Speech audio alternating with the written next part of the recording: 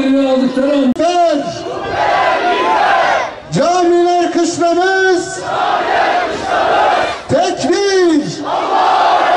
Tekbir. Tekbir.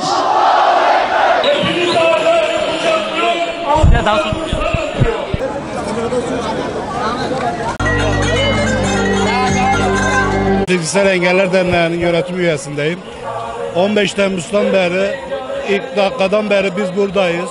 Ve daha ikinci emre kadar da buradayız.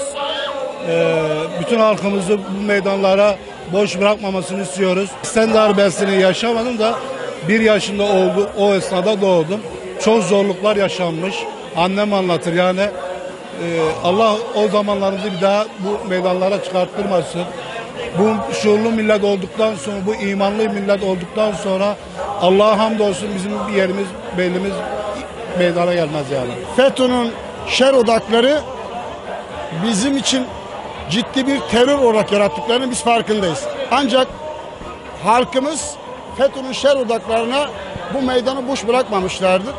Engellerimiz, bilhassa Fiziksel Engeller Derneğimizin de 11 gündür terk etmediği gibi FETÖ'nün şer odaklarını protesto etmektedir.